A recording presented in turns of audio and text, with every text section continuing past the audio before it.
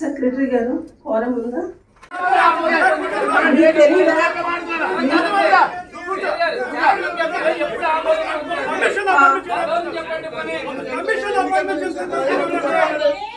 ఆ తర్వాత మీ సభ్యులు మీకు తెలియదా? ఎమ్మెల్సీ కోడ్ వచ్చింది. ఎమ్మెల్సీ కోడ్ ఎంతవరకు ఆగింది? ఎమ్మెల్సీ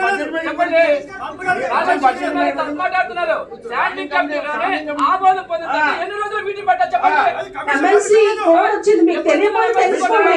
గౌరవ సభ్యులు మీకు తెలియకపోతే తెలుసుకోండి. ఎమ్మెల్సీ కోడ్ వచ్చింది, ఆగింది. చెప్పండి ఆమోదం ఎప్పుడు పొందింది రేట్ చెప్పండి. అప్పుడు మేము మాకు తెలుసు చెప్తాం. మీ జాతకాల పర్వాలేదు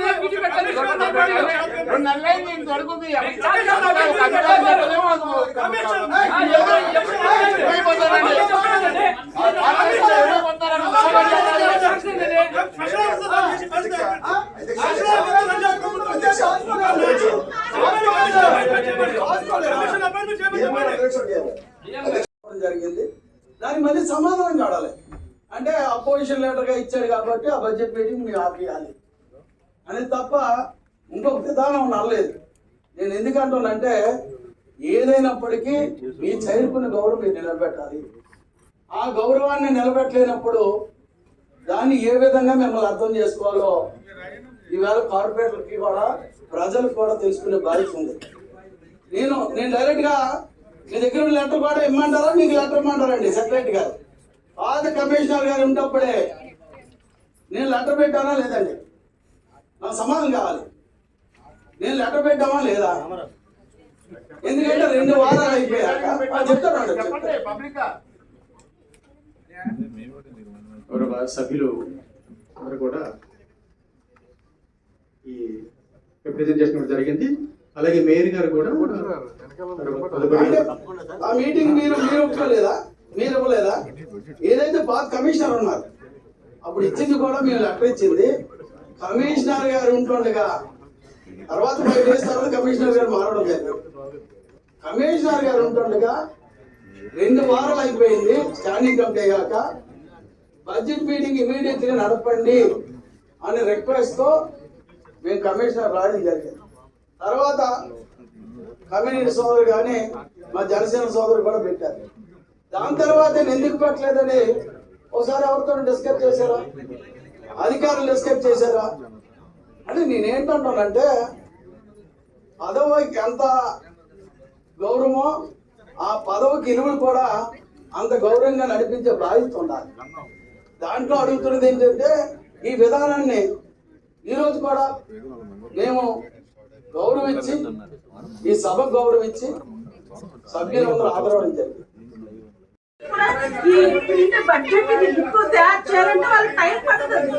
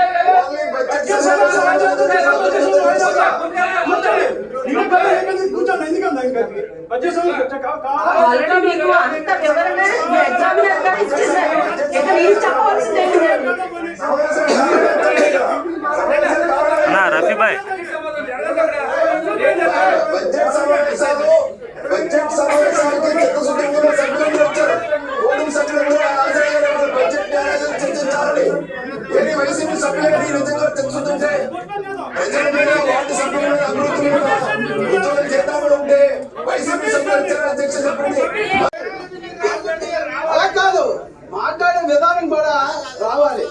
ఎందుకంటే ఆ చైర్ కానీ మేము కానీ ఎందుకంటే గౌరవ డిప్యూటీ మేయర్ గారు మాట్లాడే విధానం కాదు. మీరు ముగ్గురు ఎందుకు వచ్చారు? సభను ఆపేద్దాం. గౌరవ సభ్యులు ఇప్పటికీ చాలా టైం అవుతుంది. గౌరవ సభ్యులు అందరూ కూడా కూర్చోవాలి. జరపాలని మేము మీటింగ్ అందరూ వచ్చింది. ఈ బడ్జెట్ మీటింగ్ జరగాలి. ఏదైతే పేదవాడికి రావాల్సిన శాలరీలు అందించాలని బాధ్యతతోటే మా కార్పొరేటర్లు ఇలా వచ్చారు. దాని మీద ఇప్పుడు డిప్యూటీ మేయర్ గారు మాట్లాడారమ్మా. ఎందుకంటే మాకు విశ్వాసం ఉంది, మాకు అభిమానం ఉంది, మాకు గౌరవం ఉంది ఈ రాష్ట్రం మీద, ఈ రాష్ట్ర ప్రజల మీద గౌరవం ఉందని. అమ్మ ముగ్గురు వస్తారా? ముగ్గురు మేయర్ గారితో అంటే బడ్జెట్ కూడా ఎగ్గొట్టడానికి మీద ఒక పథకం చేసుకున్న మీకు నమస్కారం అమ్మా. ఎందుకంటే అంటున్నాను, గౌరవ సభ్యులు కూర్చోవాలి. బడ్జెట్ జరపండి. బడ్జెట్ మేము ఆపం. ఏదైతే అమ్మా బడ్జెట్ లో ఏమైనా డౌట్స్ ఉంటే డిస్కస్ చేస్తారు. బడ్జెట్ ని కంటెంట్ చేయాలి, కానీ మేయర్ గారు మాత్రం సమాధానం చెప్పకపోవడం కూడా మా మనసులో బాధలు ఉన్నాయమ్మా. ఎందుకంటే మేయర్ గారు సమాధానం చెప్పకుండా కూర్చోవడమే విధానం అంటే కొంచెం బాధ అనిపిస్తుంది. ఎందుకంటే ఎందుకు జరపలేదు మీరు అంటే మాట్లాడలేదు. ఆ రోజు గౌరవ సభ్యులు ఇచ్చారు, అదే సమాధానం. ఏదైతే ఆ గారు పార్క్ నా వీడియో కూడా కట్ చేశారు, మాట్లాడింది మీరు మాట్లాడింది అంటే అధికారులు కూడా ఏ విధంగా ట్రీట్ చేస్తున్నారంటే, ఏదైతే గుర్రాల పార్కు బొమ్మలని మీరు చెప్పారు, బొమ్మలు గీసాలని 3,50,00,000కి ఈవేళకి సమాధానం చెప్పలేదు.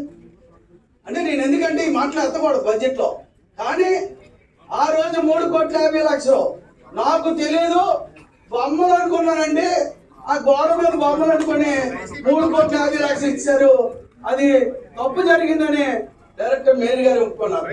దాని మీద ఏ విధంగా ఈ రోజు వరకు మీరు నిర్ణయం తీసుకున్నారు? ఏ విధంగా మీరు ఆ 3,50,00,000కి మీ సమాధానం లేదు? ఎక్కడికి మన డబ్బులు ప్రజలు కష్టపడి హౌస్ ట్యాక్స్లు భయపించి కట్టిస్తున్నాం, దానికి బాధ్యత ఎవరు?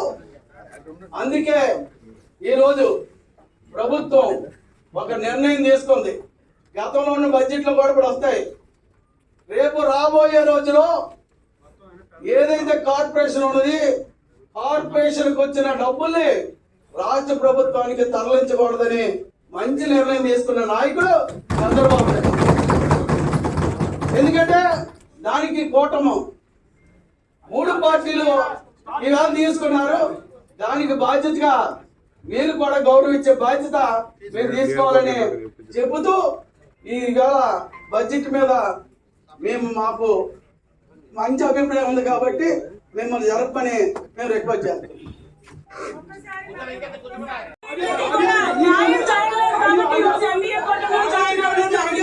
ఎవరైనా ప్రథమ పెట్టారు,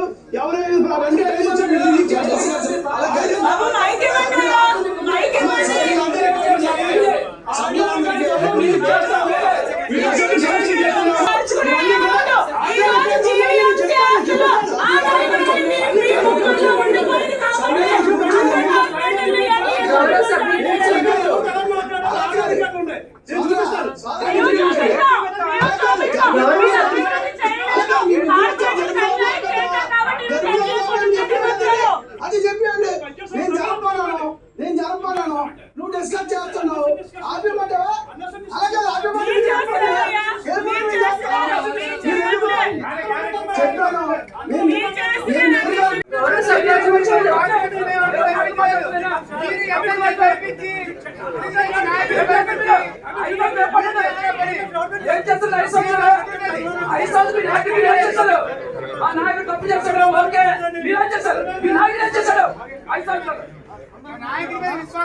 గౌరవ సభ్యులు కూర్చోవాలి. అందరూ కూర్చోండి అమ్మా. స్టార్ట్ చేయండి అమ్మా. అందరికీ నమస్కారం. ఈరోజు బడ్జెట్ ప్రసంగము ఆంధ్రప్రదేశ్ నగరపాలక సంస్థ చట్టము 1955లోని 184వ విభాగం ప్రకారం స్థాయి 26 సంవత్సరాలలో 215 కోట్లు వచ్చినని అంచనా వేయడమైనది. బడ్జెట్ అంచనాలలో 10 కోట్లు మరియు 2024-25 సంవత్సరమునకు కేంద్ర రాష్ట్ర ప్రభుత్వముల నుండి 15వ ఆర్థిక సంఘం ద్వారా 2025-26 సంవత్సరము 18 కోట్లు వచ్చినని ఆశించడమైనది. కేంద్ర రాష్ట్ర ప్రభుత్వముల నుండి అమృత్ కొరకు 2025-26 సంవత్సరం కలుస్తున్నాము. సార్ ఎలక్షన్ కోడ్ వల్ల రాలేకపోయారు. 2-3 సారి ఆయన అవకాశం అడిగి ఆయన రాలేకపోయారు. ఎప్పుడైనా ఎవరైనా వచ్చి they can walk in to my office and meet. There is no need for an appointment also. గౌరవ మామూలు ప్రజల్ని కలిసినప్పుడు ప్రజాప్రతినిధులు అది ఎంపీ స్థాయి ఉన్న ఒక వ్యక్తిని కలవడం నేను ఎందుకు వద్దంటాను? అది కరెక్ట్ కాదు. ఎప్పుడైనా ఎంపీ గారు రావచ్చు. ఈ క్షణం కూడా మీటింగ్ ముగించగానే వాళ్ళు వచ్చి కలవచ్చు. Nobody is denying him any appointment. First thing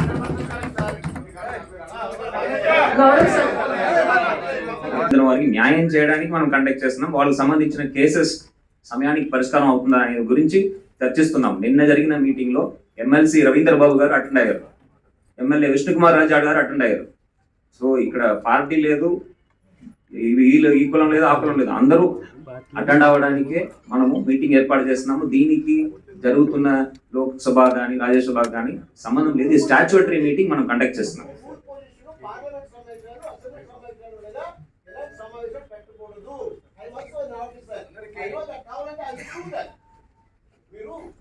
సమావేశాలు ఉండగా ఇలాంటి మీటింగ్ శిక్షా మీటింగ్ పెడితే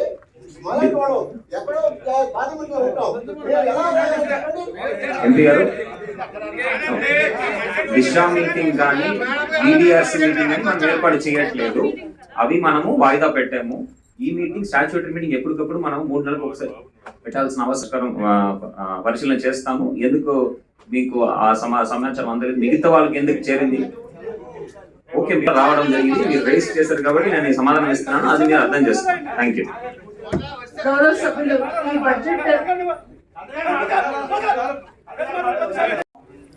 ఒక్కసారి ఆలోచించుకోవాలని నేను కోరుతున్నాను. ఎందుకంటే గతంలో మీరు ప్రతి ఒక్కరు పార్టీలు ఖచ్చితంగా ప్రతి కార్పొరేటర్ కూడా కంప్లైంట్ చేస్తే ఈ రోజుకి కూడా మీరు రెక్టిఫై చేయలేని పరిస్థితి మీకుంది. ఇప్పుడు మళ్ళీ మనం కేటాయించాం. ఏదైతే ప్రధానమైనది నీరు, తాగినీరు, ఇవాళ లైటింగ్లు, ఏదైతే పారిశుభ్రం 3 ప్రధానమైన ఇష్యూలు. వీటిలో మా ప్రభుత్వం, మళ్ళీ చెప్తున్నాం, మా ప్రభుత్వం దగ్గరుండి రేపు రాబోయే బడ్జెట్ పనులు కూడా మంచి వాళ్ళని చేయించుకునే బాధ్యత మేము అందరం ఇక్కడ తీసుకుంటాం.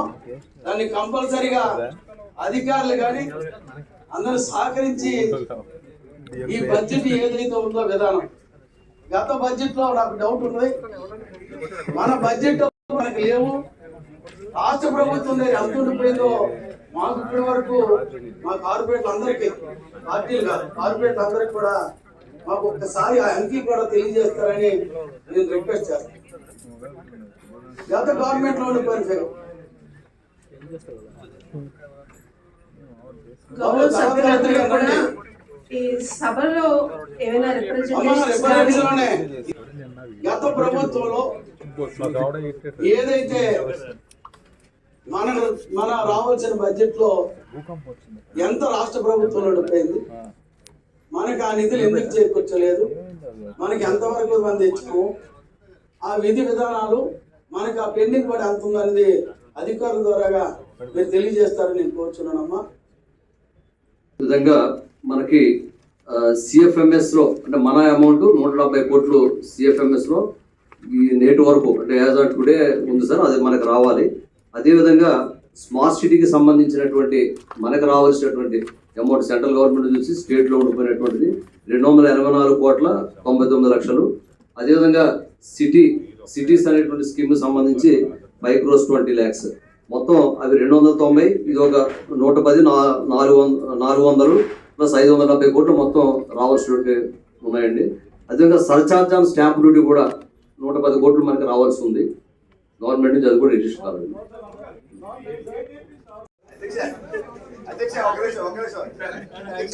ఈ ప్రభుత్వం ఈ విధంగా ఇచ్చాక మేయర్ గారికి కూడా తెలియజేశాం, మీ ప్రభుత్వంలో మనకు 4 సంవత్సరాల్లో మొన్న జరిగిన ఇయర్లో కూడా 400 కోట్ల చిల్లరి మన కార్పొరేషన్ డబ్బులు రాష్ట్ర ప్రభుత్వం జగన్ వాడేశాడు. దానికి మీకు ఏమైనా లెక్కలు ఉన్నాయా అంటే లెక్కలు ఏం చెప్పలేనట్టు పరిస్థితి మేయర్ గారికి ఉంది. అధికారులు అందరూ లెక్కలతో చెప్పారు. సెంట్రల్ నుంచి వచ్చిన ఫండ్ తేలేకపోయారు.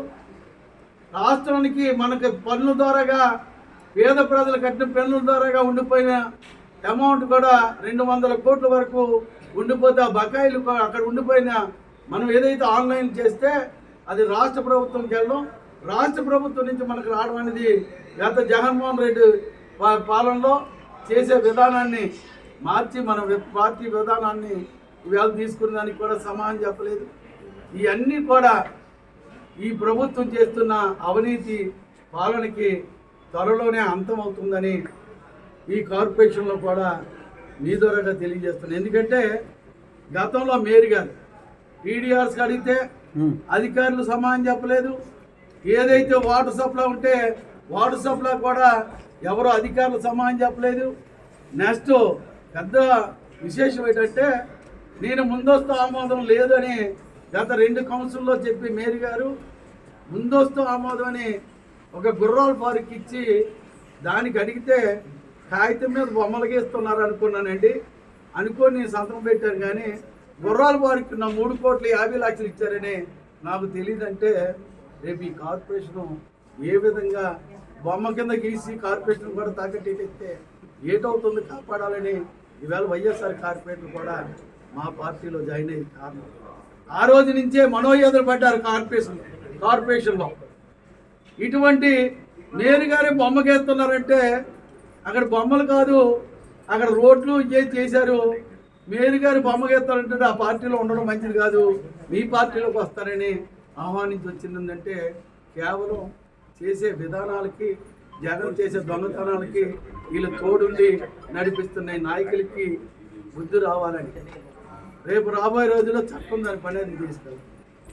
ఈ జీవీఎంసీలో రేపు రాబోయే రోజుల్లో కూడా పేద ప్రజలకి అందరికీ అందుబాటులో ఉండే మా ప్రభుత్వం కంపల్సరిగా ప్రతి ఒక్కరికి కూటమి ప్రభుత్వం సేవ చేయనందుకే మేము ఇటువంటి నిర్ణయాలు తీసుకున్నాం. కానీ మాకు వ్యక్తిగత ఎజెండా ఏమీ లేదు. వాళ్ళగా దొంగలకి ఎంపీలకి టీడీఆర్స్ ఇచ్చి ఈవేళకి దాన్ని బయటికి చెప్పకుండా అధికారులు కూడా మూసి భయపిస్తున్న ఈ ప్రభుత్వానికి ఇప్పటికే నౌకలు చెల్లాయి. రేపు రాబోయే రోజుల్లో కార్పొరేషన్లో నౌకలు చెల్లాయి. ఇవాళ ఎంతమంది ఈవేళ కార్పొరేషన్లో మేయర్గా ఉంది, 2 డిప్యూటీ మేయర్లు, ఒక మేయర్ గారు. ఆవిడ ఏదైతే నోటీస్ ఇచ్చారో ఆవిడ ద్వారా సభ జరుగుతుందో దానికి 3 హాజరయ్యారండి. కారణం ఏంటంటే ఏమనంటే పేద ప్రజలకు న్యాయం చేస్తారంట. పేద ప్రజలకు న్యాయం చేయాలంటే బడ్జెట్ శాంక్షన్ అవ్వాలి కదా, బడ్జెట్ జరిగితే కదా. దానికి వాయిదా అయినందుకు ఆవిడ కూర్చొని ఎవరు లేకుండా వెళ్ళిపోవాలని ఒక మంచి ఆలోచనతో ఆవిడ వచ్చింది. కానీ పేద ప్రజలు కానీ శాలరీలు కానీ అన్నీ పడాలంటే మనం కాపాడాలి అని మన కార్పొరేట్లు అందరూ హాజరయ్యి ఈవేళ బడ్జెట్లో కూడా బడ్జెట్ సమావేశం అనేది ప్రజాస్వామ్యంగా ఉన్నారు కాబట్టి మేము ఆమోదించడం జరిగింది. దీన్ని అందరమే ఆమోదించాం. కానీ ఆ 3 ఎందుకు వచ్చారో మాకు తెలియదు. బెంగళూరు అక్కడ పెద్దపాటు కట్టుకున్నారు జగన్ గారు. ఆ కోటకి ఎదురుగాట 20 కిలోమీటర్లో వీళ్ళందరినీ ఉంచుకునే పరిస్థితి ఈ కార్పొరేషన్లో పడ్డదంటే ప్రజాస్వామ్యం నల్లేదనేదే దీనికి ఎజెండాగా నేను మాట. నువ్వు ఎక్కడ తీస్తే ఇవాళ వెళ్ళిపోతాను.